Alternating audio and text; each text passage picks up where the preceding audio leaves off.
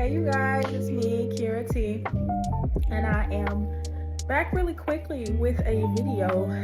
Before I start, I just want to say that my 15-month-old is here and he is fighting his nap. So ideally he'll be cool. He's self-soothing right now, but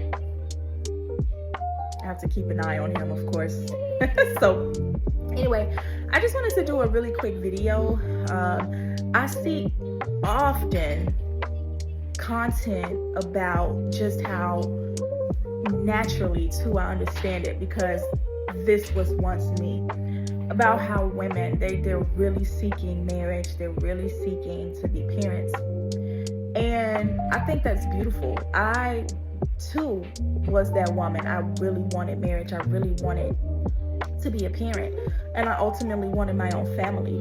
And God is great. I definitely noticed, if I had to give one key piece of advice, I would say go into your prayer closet, stay in there with the lights out, mind your business, even if that means you stay offline, stay out of people's faces, stay off phone calls, FaceTimes, out of text messages, have people remove you from the group chat, and go see God on your own. And in that quiet place, while you are seeking God and God alone, for me personally, I can say that was the place I was in when God sent me my husband. I wasn't looking. I had seen my husband for months prior to us actually ever engaging and conversing in conversation. And I definitely noticed him, but I was not interested in derailing my attention from God to him, because I didn't feel like anyone at that time was worth it. And my husband, he pushed all the bounds, he passed all the tests, so to speak, and I've been married almost now for 3 months. 1 second. Apologies. My son, he's trying to self-soothe, but he's fighting his sleep, so forgive me. Anyhow, I said that I've been married for 3 months. I've been married now for almost 3 years. Forgive me. And with that said, stop looking is the advice I would ultimately give to a woman that's interested in marriage. Stop looking. Stop trying. Get off the dating apps. Stop trying to intentionally put yourself in the space.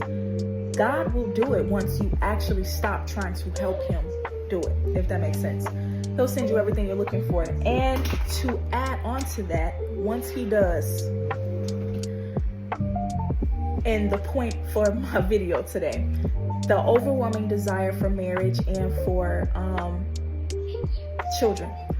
I don't see personally enough content online addressing how incredibly challenging the additions to one's life can be. It's one thing to have a fairy tale or to romanticize or to watch people romanticize. I really have gotten out of the habit of watching people romanticize their relationships, romanticize their vacations, romanticize their love. You know why? Because one, I have my own love. Two, I am not in the mindset to compete or to compare. And so therefore, I don't like to have a line of sight to what other people are doing. I like to stay in my lane, which is in my actual marriage. So with that said, because so many people tend to romanticize what they're doing, romanticize their love, I don't think there's an authentic enough reality brought to the sacrifices required in marriage, and even more required when you have children. I know there's a ton of women out there who already have children. So if you had children and you weren't married, I can't really speak to that, because I was married and then I had a child, which allowed me to build with my husband first, and then we were able to go to every doctor's appointment together, welcome our child into the world together. My husband has been there every step of the way with our son. They have a beautiful bond. And that's the only audience I can speak to, like I said. So with that said, Maestro, bye-bye. He's doing anything in his power to stay awake. I'm gonna let him do his thing. Anyhow, there's not enough out there to express to women that yes, it's okay to want what you want, but you have to pair that desire with prayer and meaning that you ask God to give you the endurance, the long suffering, the patience, and the selflessness to sustain what you're asking God for. Because being married, you have to make certain tough decisions. There have been many a times in my marriage where I sacrificed something that I never would have thought that I would have to sacrifice, because I was basically doing what was best for my family as opposed to me doing what was best for me. And it can be incredibly challenging. It could make you feel like you're stuck, like you're stagnant sometimes. It can make you feel like you're giving up your dreams. And for me specifically, it's not like when I got married, my husband was just an addition to my life. No, I pretty much upended my whole life the way it was. You know, gave up the house, moved out of state to follow my husband. No. Come here, sweetheart. Bye-bye. Maestro. I gave up everything. Good job, baby. Come here. Gave up everything to follow my husband, and it has been not only such a sacrifice, it has sometimes just felt depleting. I know it's that time. I know it, Bubby. I know. Hey. But I'm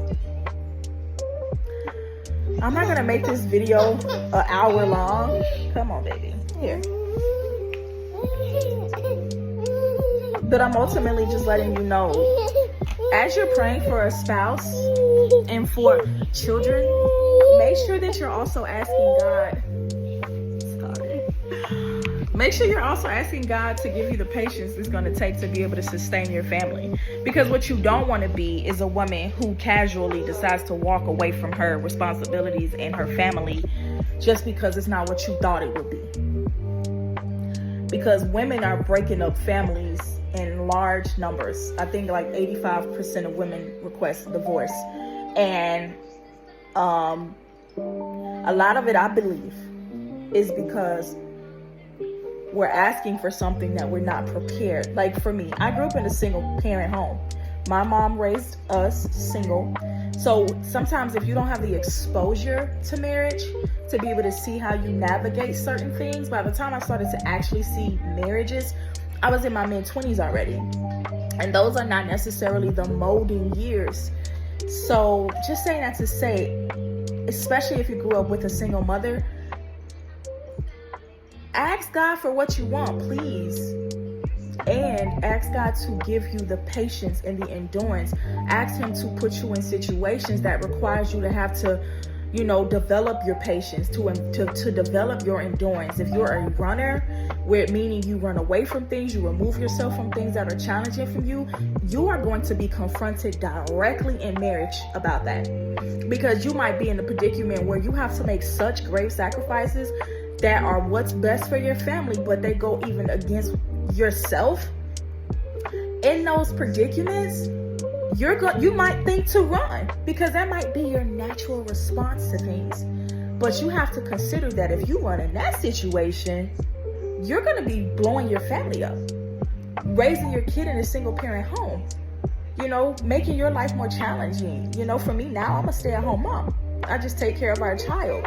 And it comes with its benefits, but I also was a career woman. I was in corporate for over 10 years prior to meeting my husband.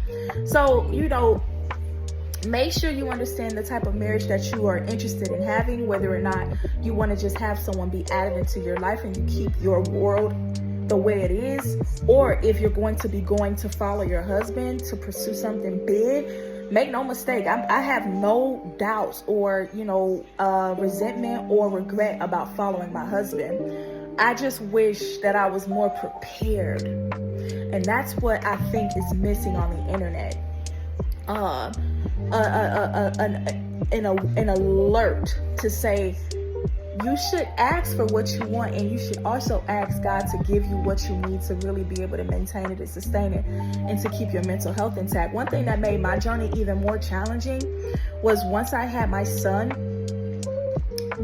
I went through incredibly bad depression and postpartum. that heightened everything to the 10th degree, which puts such a strain on me and my husband's relationship. Like, me and my husband, we consider ourselves to be best friends. You know, just this morning we were talking and my husband was like, I'm really happy that I get to do life with you, and I look forward to continuing to do life with you. That's a place that we're at, but we have had to overcome so much, and we are still overcoming. And I know for a fact that as we progress into more years of marriage, we're gonna have more to overcome. See, it's not always highlighted that once you're married, because people play married. You shacking up, you got kids together. If you're single unless you're married. If you're married, then you're married. But if you're not married, you're single. It don't matter if you've been together for 5 years. It don't matter if you've been together for 10 years. Saying that to say, once you actually get married, there is a very heightened level of attacks and strategic attacks that the enemy, the devil, will position you to have to go through. Because you are married, you are under covenant. The enemy hates covenant. He loves when you shack up, when you just have kids together, become baby mamas, baby daddies. He loves that because you're on his playground. But when you're in covenant, when you're married, he's gonna try to ruin it. And so it's gonna just be so many different attacks that'll come your way under covenant just because you're under it. You know, so if you think you might be having challenges in your regular relationship where you're really single, it gets harder in marriage, but at least you're under God's will, you know, and it's for seasons. We all go through seasons of challenges. I would way much rather go through a season of challenges with my husband than if me and my husband just had a child together. And like, I wouldn't want that for my life. But see, that was never an option for my life. I always knew that I would be either a married mama or not a mama at all, you know, and choices we make in life, it's okay. But all that said, if you listen to this point, thank you so much. I'm gonna go ahead and go because my son is exhausted and he is basically sitting here waiting for me to put him to sleep. So until next time, and I might do a video soon just talking about the challenges more specifically that me and my husband have faced, you know, with us working together to pursue his dream and with us adding a baby in the middle of the pursuit, how it's changed things, what it has slowed down, what it has sped up. Like, a lot of things are different, or what has been expedited, I should say, not sped up. But anyhow, that said, I don't want to be any longer, so God bless you if you watched to the end. Thank you, and until next time, bye.